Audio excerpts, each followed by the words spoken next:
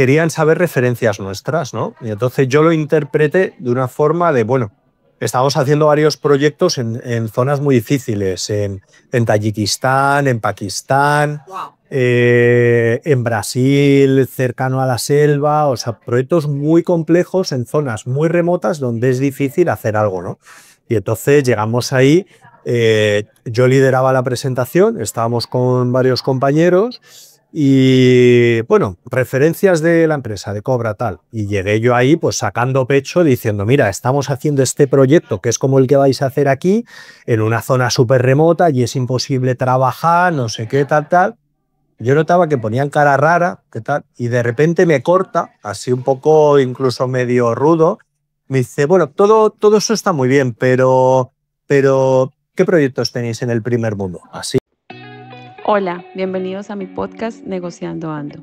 Mi nombre es Claudia Velázquez y he querido abrir un espacio para explorar el arte de negociar en un mundo globalizado. Vamos a dar un enfoque divertido y práctico. Conversaremos con líderes, empresarios y profesionales de multinacionales sobre cómo las diferencias culturales influyen en nuestras decisiones, acuerdos y relaciones laborales y personales. Prepárate para reír, aprender y llevarte herramientas reales para negociar con éxito en cualquier parte del mundo. Estamos hoy con un invitado muy especial, Juan Aceves. Gracias, Juan, de verdad, por aceptar esta invitación. Nos conocimos hace muy poco, pero creo que hubo una conexión y me encantó lo que haces. Por eso Juan está acá hoy en Negociando Ando. Juan es director de la División de Sistemas Tecnológicos en... ¿Puedo decir el nombre de la compañía? Sí, no hay problema. En Core Instalaciones y Servicios. Correcto. Tienes más de 15 años de experiencia en negociaciones internacionales en sectores de infraestructura, telecomunicaciones, energía y seguridad. Correcto.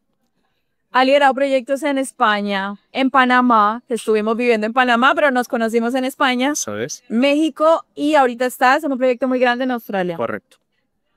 Ha logrado hitos históricos para su compañía. Y ahora nos cuentas un poco porque es un tema bien interesante. Incluye el contrato más importante en la historia de su empresa. En Australia, además. No sé si el más importante, pero el más grande. El más grande Sí. y en una región que Nueva para para ver... nosotros. Exacto, bien Nueva y extrañas. es extraña. Eres licenciada de Comunicación Audiovisual, por eso te vas a sentir súper cómodo en este podcast. Ya veremos, porque se me daba mal hablar a la cámara. Que ya Son veremos. 5 cámaras, pero tienes una formación en Ingeniería de Telecomunicaciones y un máster en Dirección de Marketing y Gestión Comercial. Correcto. Soltero, Uh-huh. para las que quieran contactar a Juan, bueno, ya me... Es una persona muy exitosa, de verdad. Muchísimas gracias, Juan, por estar acá. Gracias por invitarme. Y vamos a empezar con preguntas sobre negociaciones. Un poco la idea, y sé que trabajas mucho en temas de negociaciones, pero mi concepto es la vida es una negociación. Negociamos todo el tiempo. Así es. Entonces vamos a mezclar un poco tu experiencia profesional con temas también personales que nos pasan a todos y poderle ayudar a esta gente que está empezando en este mundo de las negociaciones. Muy bien. Y vamos a empezar hablando de negociaciones interculturales. ¿Cuál ha sido esa negociación más incómoda que has tenido por un malentendido cultural? Porque no es lo mismo negociar con alguien de tu cultura que con personas de otro país. Y tú has tenido una experiencia muy amplia con otros países, así te cuento. Pues son varias situaciones y además en ambas direcciones. Por ejemplo, los españoles somos muy directos.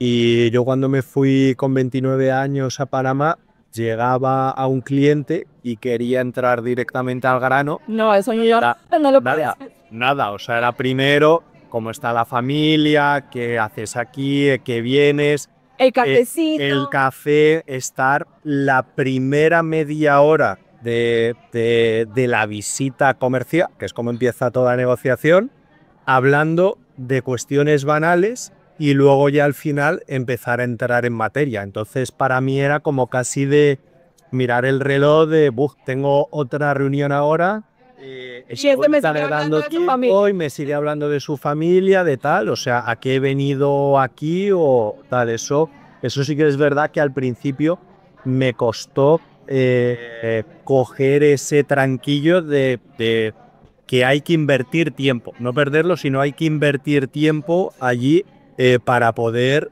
saber más de la persona, que eso es fundamental. Luego hablaremos de otras cuestiones de negociación, y es fundamental conocer al que está del otro lado.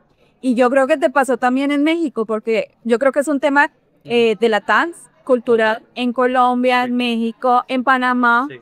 Siempre entramos primero saludando, tomando café. Completo. Bueno, nos alargamos siempre. Sí, y luego, por ejemplo, palabras que allí se utilizan, para mí, el sí es sí. En México, por ejemplo, está prohibido decir que no. Entonces, eso me pasaba con mi propio equipo. Les hacía una pregunta de sí o no y está prohibido. No puedes decir que no. Entonces, siempre es un sí, pero, o sí, pero tal. No se puede decir que no. Sí, porque quieren ser demasiado amables. Exactamente. El no, o sea, en España decimos que no hay nada más bonito que un no. Te hace que no pierdes el que no pasa nada. y no pasa nada, y es completamente educado. Allí es una falta de educación decir que no para cualquier cosa. Entonces, claro, te choca. O sea, eso es algo que me ha pasado varias veces. Wow. Mira que, y tuve 2 entrevistas con mexicanos que salieron ya, pero no sabía que él no era tan radical en México, porque sí hablábamos mucho de la amabilidad de las personas, que le dan la vuelta, porque les da un miedo un poco ser directos. Completamente. Pero no es una palabra fuerte. Mira, eso a mí me pasó esto, y esto es personal, pero muy rápida. El primer fin de semana en Ciudad de México, iba con un amigo mexicano en Valle, y nos vino uno a si queríamos hacer parapente. Y yo le dije no, y él dijo, mi amigo mexicano, sí, al ratito. Y yo le dije, pero... Que yo no me monto. No, digo, pero si hemos quedado a tomar cervezas, o sea, ¿cómo qué tal? Y dice, sí, pero no le vas a decir que no, él ya sabe que no. O sea, sí al ratito, él ya sabe que es que... O sea, y eso vale, o sea, esas cosas al final, en una negociación, es lo mismo. Cuando lo entiendes y lo aprendes, porque si no lo puede malinterpretar la otra persona. Correcto, eso es. Y sé que trabajas en ingeniería. Si hablamos de estilo de negociación, y si tu estilo de negociación fuera una obra de ingeniería o una gran infraestructura, ¿cuál sería? Pues para mí el Canal de Panamá. Ay, qué bueno. Por 2 cosas, porque es muy importante para mí, porque yo cuando, o sea, yo tenía 21 de años, o sea, ya no era un chavalín, pero fue la primera vez que viví fuera durante un tiempo grande. Había estado de Erasmus. ¿Cuánto tiempo viviste en Panamá? 6 años y medio. 6 años y medio, del 11 al 18. Y la primera vez fue la primera obra grande para la compañía que yo conseguía. La conseguí de cero yo solo, porque mi jefe en ese entonces me compró un billete de Iberia y me dijo, Juan, a Panamá. Vamos, y yo, pero ¿qué hay que hacer? ¿Dónde queda Panamá? Sí, bueno, me sonaba el canal y tal, Costa Rica, Colombia, tal, pero no conocía. Yo había estado en Francia, en Polonia, en Egipto, en Kenia y tal, pero viajes muy rápidos, de negocios muy rápidos, de una semana, de... ¿Y se te alargó un poquito de back. Bueno, fui a presentar una oferta y me quedé casi 7 años. O sea, y fue muy bonito, o sea, porque fue eso, mi jefe me dijo, no sé, tú me dices, vas allí, y luego dije, mira, hay un montón de obras, es muy difícil, yo estaba solo, todavía no tenía la experiencia que tengo hoy. Yo, por ejemplo, mi trabajo es bastante técnico y yo empecé Telepop, pero no lo terminé y me cambié a comunicación. Entonces, al principio me faltaba una base técnica importante, que antes me daba mucho miedo y ahora no, porque al final digo, mira, para las cosas técnicas están los técnicos. Yo al final, 100%, o sea, fue... Y entonces, ¿por qué decía el canal? Porque una vez conseguimos la obra, o sea, fue un proyecto muy resiliente. O sea, era un proyecto con unos plazos muy marcados y el cliente nos mandaba de un sitio a otro. O sea, de un sitio a otro, a veces incluso como pollo sin cabeza. Y una negociación al final es así. O sea, yo creo que el éxito de una negociación internacional es adaptación. Adaptación, te tienes que adaptar a cada minuto. O sea, y sobre todo en un sector como el mío, que vendes yo no vendo producto, yo no vendo... No es tangible. Claro, yo no vendo un café, no vendo un teléfono, no vendo... Y tengo que decir que mi producto es el mejor. Yo vendo servicios, vendo confianza, vendo capacidad, obviamente a un precio el más económico, pero es un poco intangible, ¿no? Claro. Claro, porque cuando ves un teléfono, esas son las características. Claro, tú tienes tal, soy mejor que tú en esto, en esto, en esto. Yo tengo que demostrar que mi empresa puede hacer mejor el proyecto que las empresas de la competencia. Eso no es tan sencillo. Y es tener ese poder de convencimiento. Sí, ponerse en el lado de la otra persona y poder darle la confianza de que lo vas a hacer bien, en plazo y en coste, que al final es de lo que se trata mismo. Y hablando un poco de esa experiencia en Panamá, en México o en Australia, la que nos quieras traer a colación, mudarse y trabajar en diferentes países siempre te va a traer sorpresas. Sí. ¿Alguna vez diste por hecho algo que resultó ser completamente diferente? No sé, doy por hecho que lo que hablabas ahora en México o en países de Latam pueden empezar, pero luego te llegas allá y te das cuenta que es diferente. Bueno, es el tema de los tiempos, por ejemplo. O sea, yo estaba acostumbrado a tiempos más de, bueno, me voy a organizar, este proyecto es para estos próximos 3 meses, tal. Yo llegué a Panamá y lo que parecía urgente, también por ese aprendizaje que yo todavía no había hecho de saber leer a la otra parte, a ti te llamaban para ver un proyecto y ese proyecto no era importante. O sea, esa persona estaba pensando en ti para otro proyecto que venía después y lo que quería saber era si tú tenías paciencia.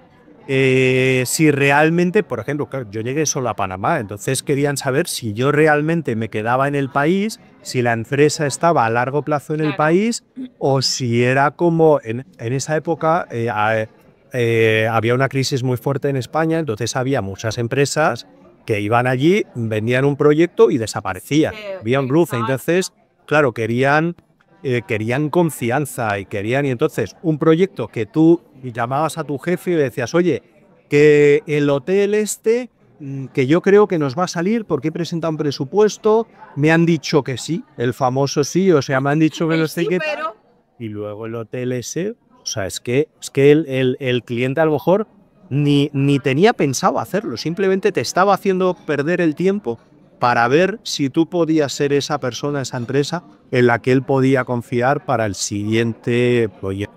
Y yo creo que eso pasa mucho en Panamá también, el sentido de urgencia es diferente. ¿En el sentido, perdón? El sentido de urgencia es diferente, porque el tema de cómo manejan el tiempo, creo que son personas, no digo que esté bien o mal, porque viví muchos años en Panamá, pero son más relajados. Completa. Tienen un ritmo de vida más tranquilo. Yo creo que acá hay culturas que vivimos en el día a día, sí, correcto, sí, sí. Relajamos. O sea, Colombia, por ejemplo, es mucho más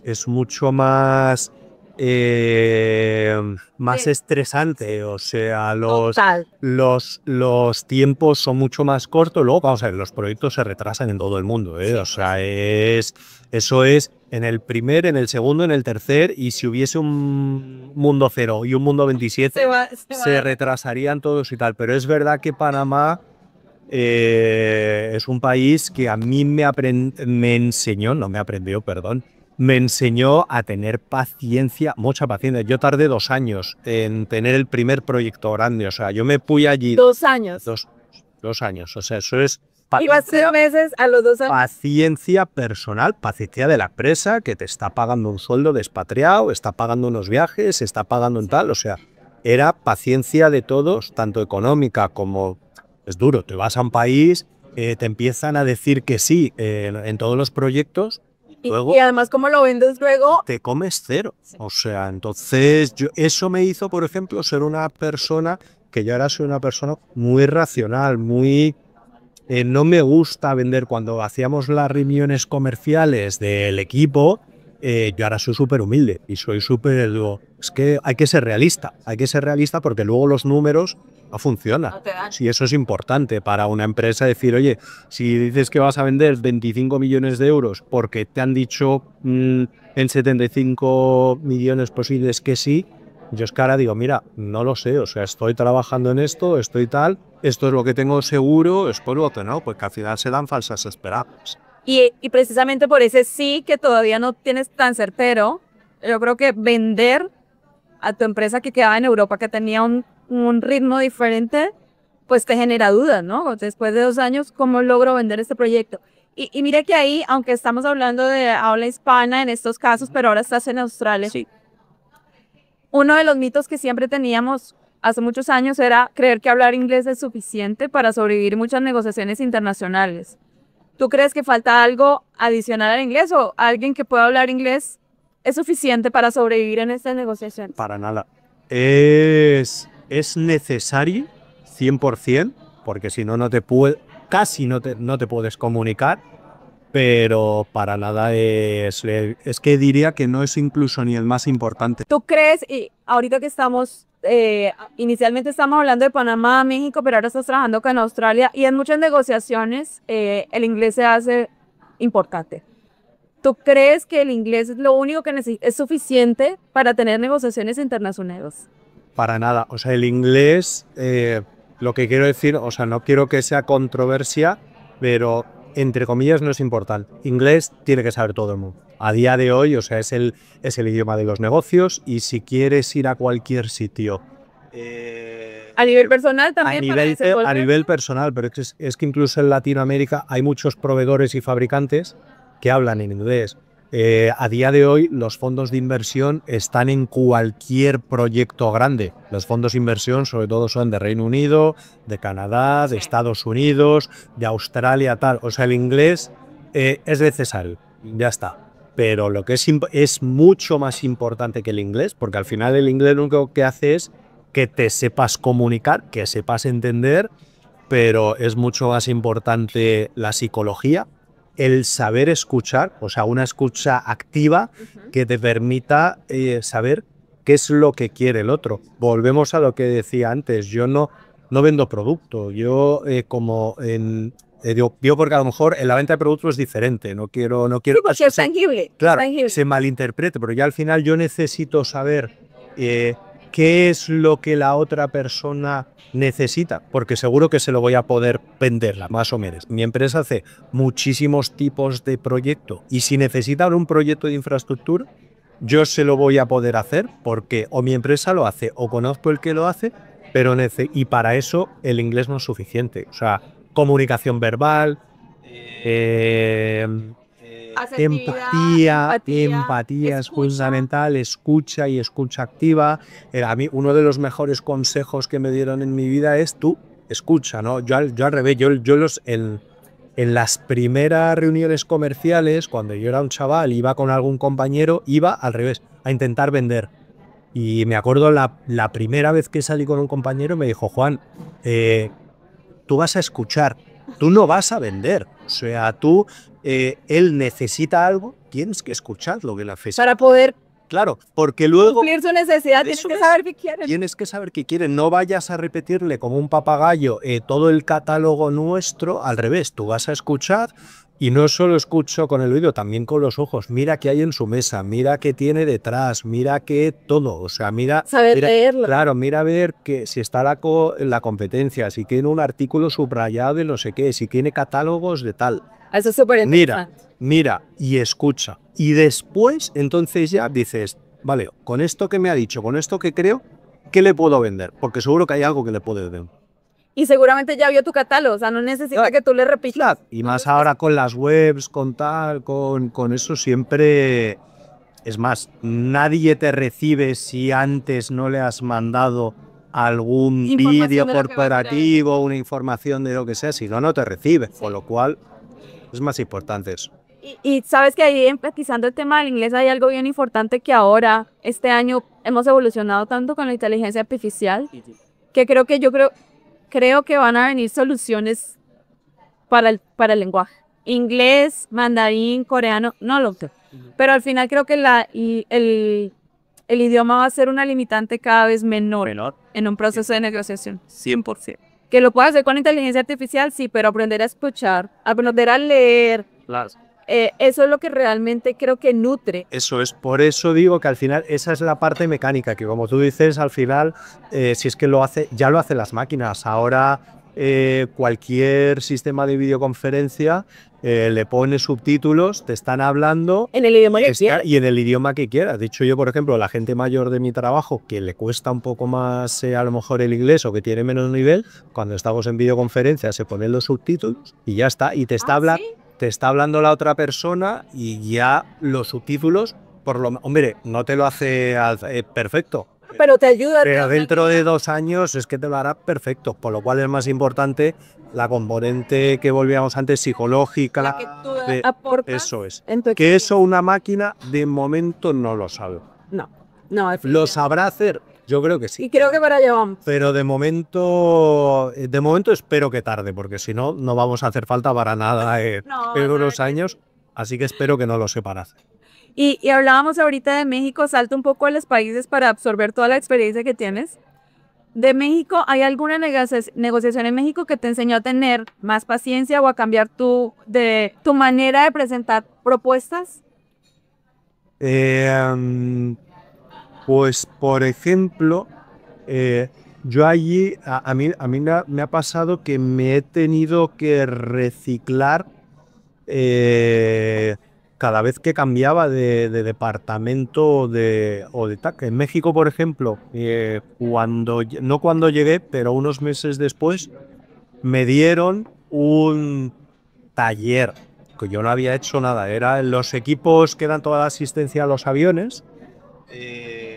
O sea, los arrancadores, la basura, las escaleras, todo eso yo he hecho. No había hecho en mi vida, pero mi empresa también hace eso. Hay una división que es especialista en eso. Y me dijeron, Juan, tú vas a llevar un taller mecánico. Yo no tenía ni idea. Claro, el personal que estaba del otro lado del cliente, todo era completamente diferente al que yo estaba acostumbrado a. O sea, eran mecánicos. Entonces yo no estaba acostumbrado a ese tipo de negociaciones. Yo al revés, yo estaba acostumbrado. Era más práctico. Era muy práctico. Ahí sí que era, por ejemplo, venta y recambios y producto y tal. Y encima en México, en un sector que desgraciadamente es un sector complicado, es un sector corrupto, es un sector tal. Sí, entonces eso me hizo cambiar completamente. Yo estaba acostumbrado a las ventas de largo plazo y de repente era más del día a día, de gente que te está engañando, que te está engañando no, que está diciéndote que sí a cosas que tú no estás acostumbrado y tal, y fue como una vuelta de tuerca y acostumbrarme a cosas a las que yo no tenía ni idea y eran completamente nuevas para mí. Pero fue enriquecedor también, Siempre. Enriquecedor. Y en Australia, sí, porque estoy muy curiosa con Australia, yo realmente nunca he tenido negociación con Australia.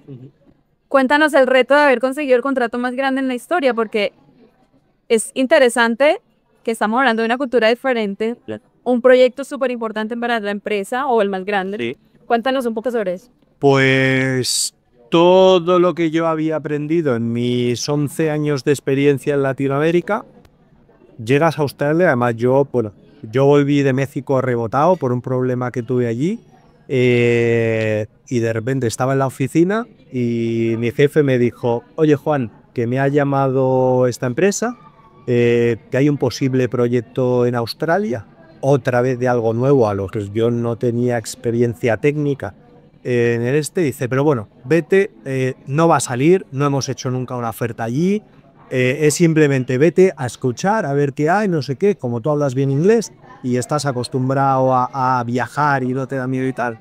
¿Y son 3 meses como pues? No, que eran 3 días, era ir a Australia, escuchar qué es lo que había, vete, te enteras, tal.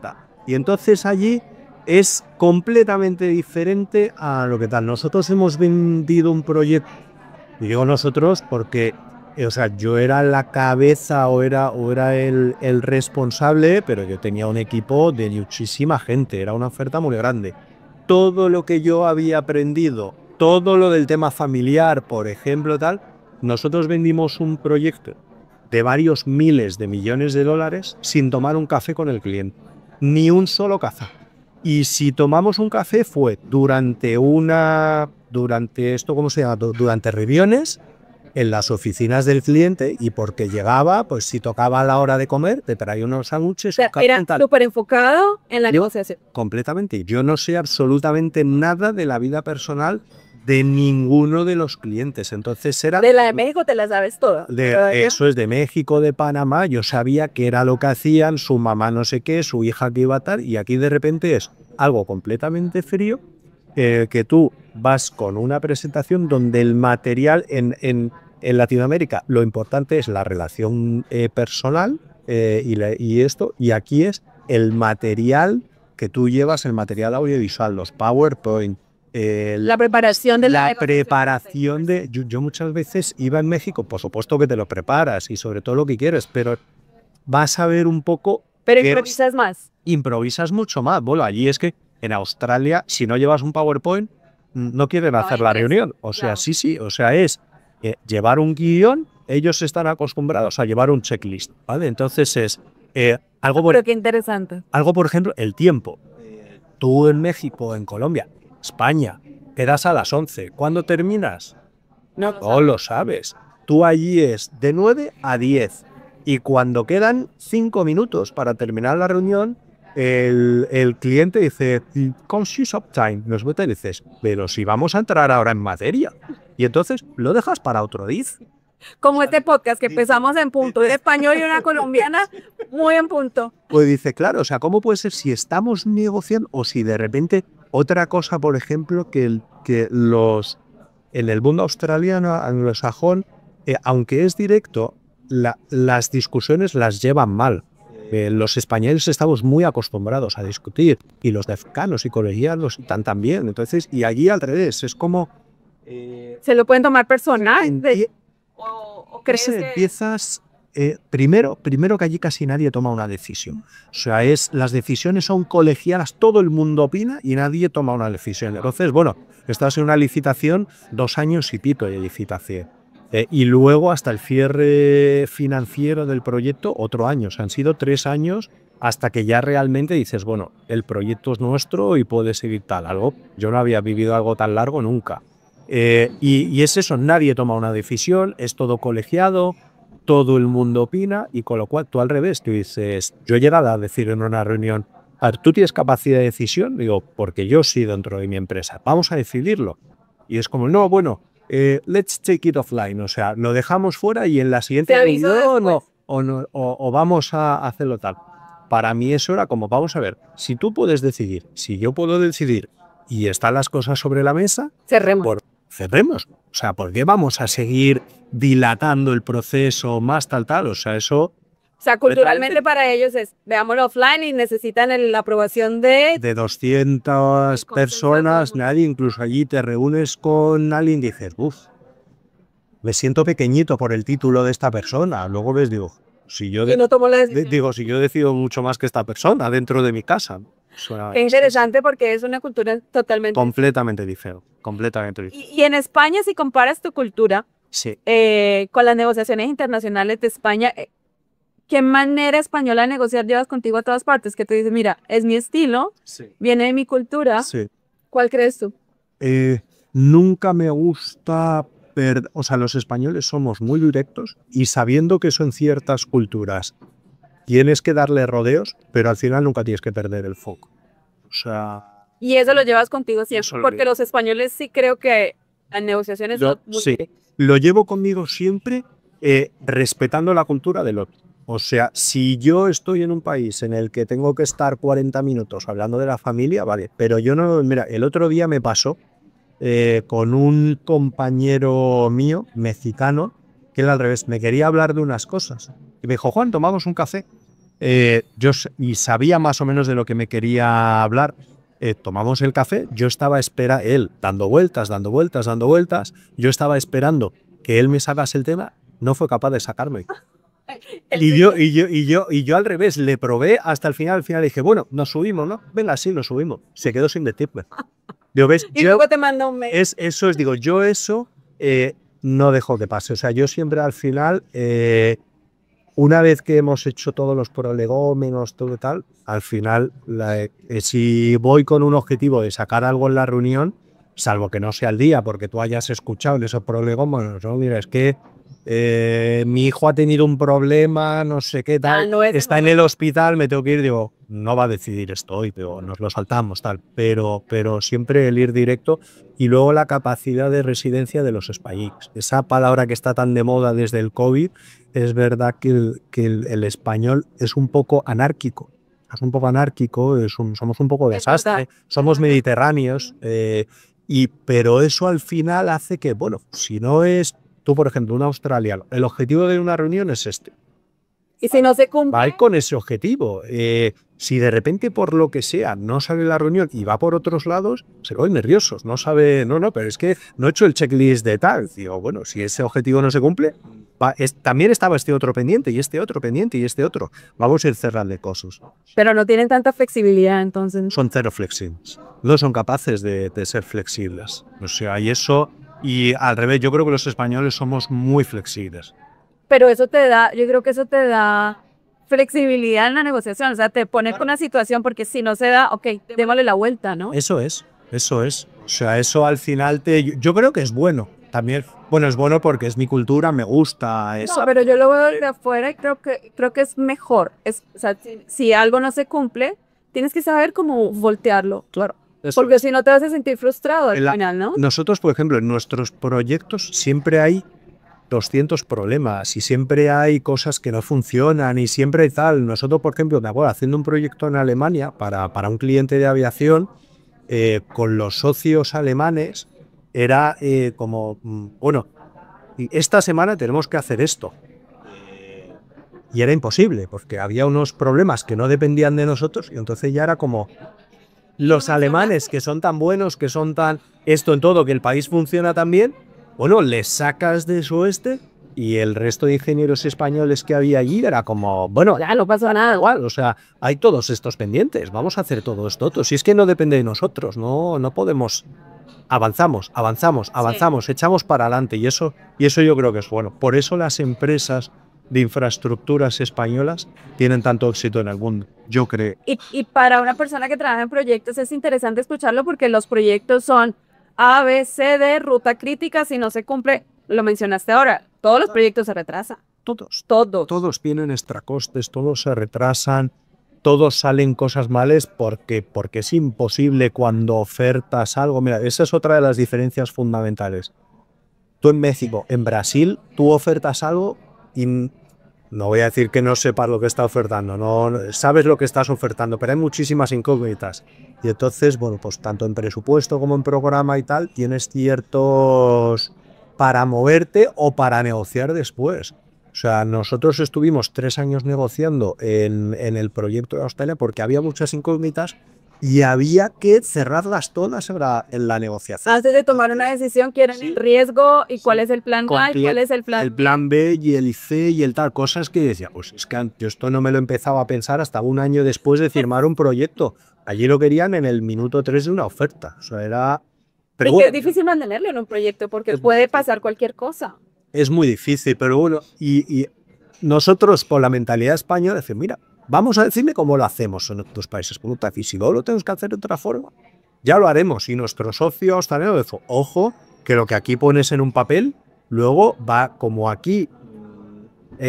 No hay solo que conseguir el proyecto, hay que hacer todo su checklist, ¿tal? Te va a decir, oye, que tú me dijiste que este camión tenía 8 ruedas para montar este equipo y el que has contratado tiene 6 y no tal. Cero flexibilidad. Cero flexibilidad, pero flexibilidad. Y vamos a movernos un poco a casos de éxito y fracaso. Compártenos una vez donde tu experiencia de negociación de proyectos internacionales te ayudó a salir de una situación complicada en la vida real, porque, claro, aprendes de culturas y eso lo extrapola a uno en la vida real, a conocer gente de otros países. ¿Te ha pasado algo que nos quieras compartir? No a lo mejor a ningún caso específico, pero esa capacidad y ese aprendizaje de ponerte en el lado del otro, o sea, la gente cree, y yo esto lo llevo, o sea, yo por ejemplo, yo eso lo llevo en la vida personal, en todos los aspectos. O sea, la empatía para mí es lo más importante en una relación personal y en una relación profesional. O sea, hay gente que va como decíamos antes, como un caballo con las, ¿cómo se llaman las cosas estas que le ponen a los caballos? Recuerdo, pero no Y puede que llegar dan, por ningún y lado. no va a parar en ningún lado. Dice, este es mi libro, yo voy por aquí y me da igual con quien me encuentre. By the book. Eso es, by the book. Tengo mucha seguridad en mí mismo, yo creo que esto es lo que está bien, está. Lo que tú crees que está bien en un momento, vale, pero luego tienes otra persona delante, al final somos humanos, somos seres muy complejos. Entonces al final, pues eso yo lo llevo en el día a día, o sea, esa capacidad de cambiar y a lo mejor le vas con algo a una persona y esa persona te das cuenta que no, que lo importante para ella es que tú la escuches, o es que y tú quieres conseguir algo de ella, pero si no la escuchas o si no le... A mí me pasa, por ejemplo, los temas políticos. A mí no me gusta hablar de política en el trabajo, de religión, de ese tipo de temas, y hay gente que se empeña en hablar de eso. Yo teniendo unas ideas soy capaz, sin significarme mucho, porque tal, pero soy capaz de, oye, bueno, si tú necesitas hablar de esto, no digo que me pongo de tu lado, pero por lo menos te escucho, y aunque no lo comparto. Y lo intento analizar desde tu punto de vista, no desde el mío, porque si yo estuviese con mis amigos, a mí eso me pasa muchísimo en trabajo. O sea, que alguien estás comiendo con esa persona, que habla tal, y claro, yo al final, a lo mejor es una opción política completamente encontrada con la mía.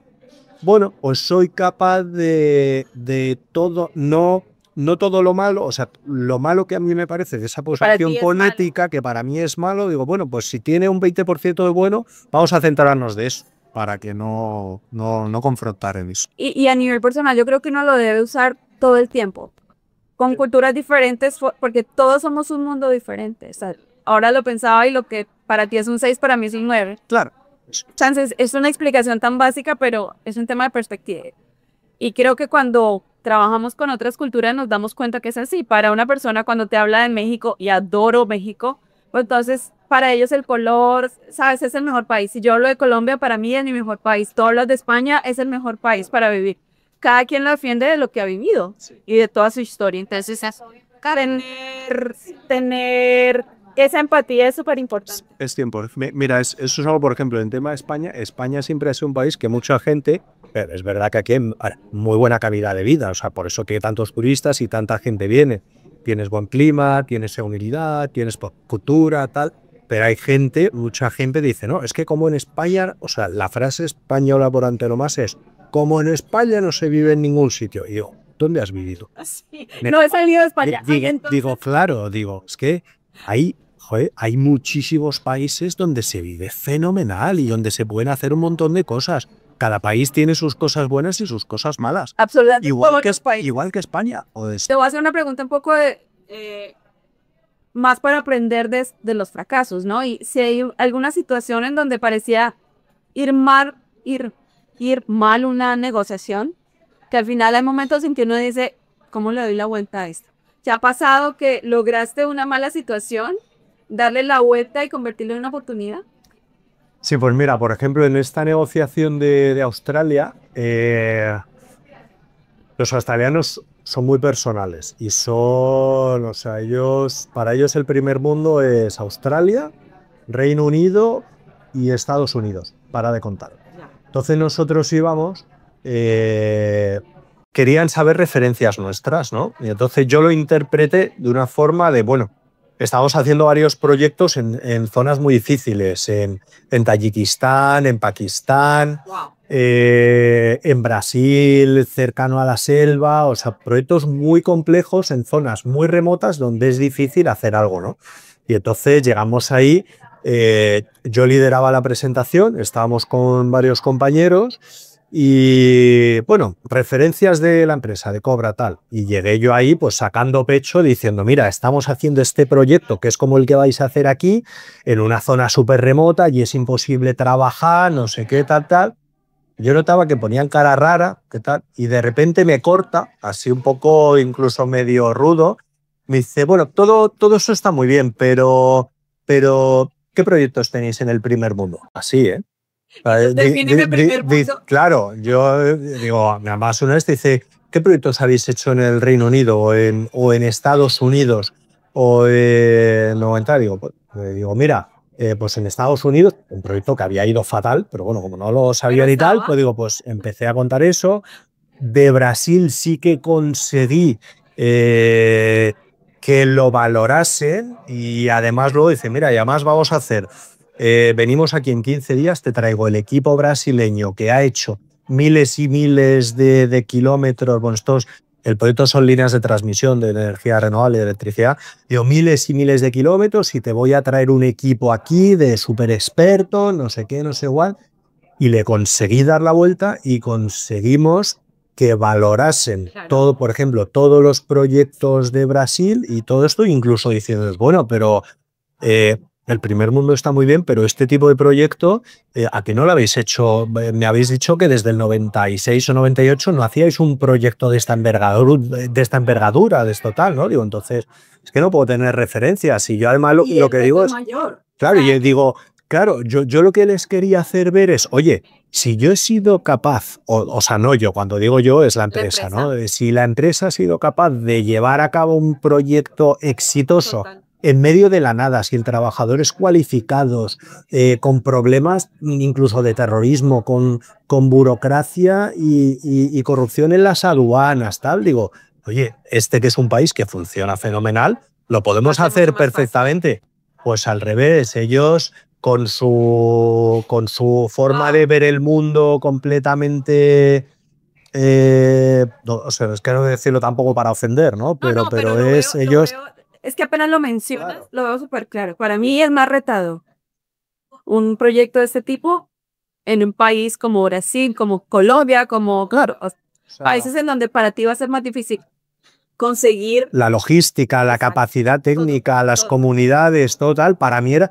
Y además para mí es un orgullo y es bonito contarlo.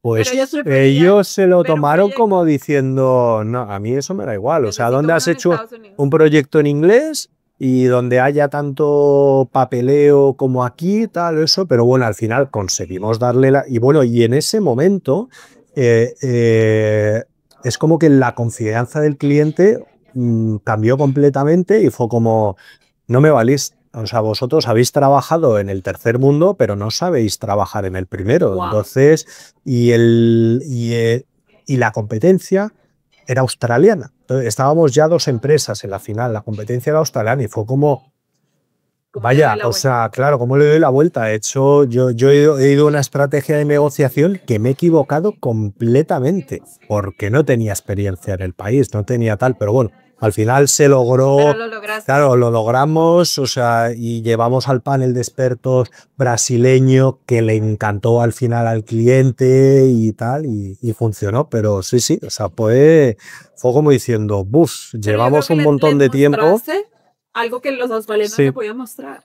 Claro, pero sí, eso fue, ahí fue como, si no hubiese salido, yo me he caído con todo el equipo. O sea, me he equivocado completamente y algo que en todos los países anteriores era caballo ganador, porque todo el mundo dice, bueno, claro, si han hecho un proyecto así, con todos estos, aquí lo pueden hacer. Pues aquí se lo tomaron completamente al inverso. Qué interesante. Bueno, salió, al final salió. Y vamos a ir cerrando con dos preguntas que para mí son súper importantes para las personas que están ahora aprendiendo a negociar. Ahora, si puedes dar ese consejo que les puedes dar, mira, tú estás empezando, no te olvides de esto. Pues mira, dos. Uno lo he dicho un poco al principio de la entrevista y es escucha, no quieras hablar. Escucha activamente lo que la otra persona tiene que decir, no solo con su voz, con sus gestos, con su mirada, con su tal, lo que le rodea, todo lo que tiene en la mesa, que tiene en la estantería, si tiene fotos de su familia, de amigos, qué es lo que te dice. Analiza. Y con eso analiza, escucha, analiza tal. Y luego otro que me dio mi primer jefe en esto de los negocios, por un cabreo que yo tuve. Claro, cuando uno es joven, la sangre le hierve enseguida y tal, y me dijo, Juan, Se quiere comer el mundo. Se quiere comer el mundo y si no le sale se frustra y si alguien le dice algo que no le gusta se cabrea mucho y siempre me dijo, Juan, dos cosas. Primero, no hay un email suficientemente urgente como para que lo tengas que responder en el minuto, sobre todo si te molesta su contenido. Si tú tienes un email que te hierve la sangre, lo cierras. Te vas a tomar un café, te das una vuelta. Si no es súper urgente, te vas a tu casa, te vas a hacer algo que te gusta, gimnasio, yo qué sé, ajedrez, o sea, cada uno lo que le guste hacer y al día siguiente lo abres, lo lees con otro mood, con otro tal, con cabeza fría y tal, y lo respondes. Te vas a quitar un montón de problemas, un montón de malos entendidos y te va a dar capacidad para, pues si estás en una negociación, que da igual el tipo de negociación, puede ser dentro de la empresa, con un proveedor, con un cliente, con un socio, con lo que sea, de verdad, aunque a ti digas, es que me va la vida en ellos, que menudo hijo de puta, menudo no sé qué, le voy a tal. No, te tranquilizas, lo cierras y al día siguiente contestas. Pero sabes que tomo ese consejo también a nivel personal. Sí, también. Que contestamos con cabeza fría, claro, con cabeza caliente. Con cabeza caliente. Entonces, cuando lo analices, ¿sabes qué? No voy a contestar ahora, porque lo que voy a decir tal vez no es lo que quiero. Eso es. Me tomo ese consejo para a nivel personal y a nivel es difícil para hacerlo. Y eso, por ejemplo, si consigues controlar los nervios y una persona delante de una negociación se te pone nerviosa, empieza tal, no sé qué, al revés, ahí lees mucho más. Y ganas, al final ganas, claro. porque consigues controlarlo. Es difícil, eso también yo creo que lo da la edad. Cuando tienes 20 y pico años, es que cualquier tontería que te dicen, además tragarte el orgullo. ¿Para qué sirve el orgullo? Para nada. En una negociación para perderla. Eso ya es está. Muy mal o sea, sí, exactamente. Y la última pregunta, y siempre la hago, es ¿qué no es negociable para Juan? ¿Qué no es negociable? Bueno, para mí, por ejemplo, en mi trabajo, una coima, como se dice, o desgraciadamente en mi mundo, lo he visto mucho, afortunadamente se está profesionalizando, o sea, todo el mundo de los negocios y en todos los países, sí. no en tal, se está profesionalizando y cada vez es más, claro, yo cuando empecé, es que, o sea, los regalos, el no sé qué, el ir, claro, hombre, afortunadamente todos los temas de compliance que han llegado para quedarse evitan porque al final, claro, si tú quedas a cenar con un cliente y luego te vas de copas, esas situaciones se dan para que el cliente coja confianza y al final se para. Sí. Y para mí es algo que yo, por ejemplo, algo de los temas de corrupción, cero. Me han ofrecido un montón de veces subcontratistas, me han pedido los clientes, y yo es algo que yo quiero dormir tranquilo. Y entonces no, pues seguramente. 10 años aceptas una cosa. Todo sale, eso al final todo sale y al final el dinero fácil, rápido, tal, hazlo si es con tu trabajo, si es con tu tal, pero cosas así, yo creo que eso, o sea, la rectitud de los negocios, creo que es algo fundamental, no es negociable para nada. Me encantó la respuesta. Juan. Muchísimas gracias por tu tiempo. Gracias a ti, Claudia. Me he sentido muy cómodo. Como te decía, era mi primer podcast y das mucha tranquilidad, ha estado muy bien. Me ha gustado mucho la experiencia. Gracias, Juan. Gracias a ti. Muchas gracias.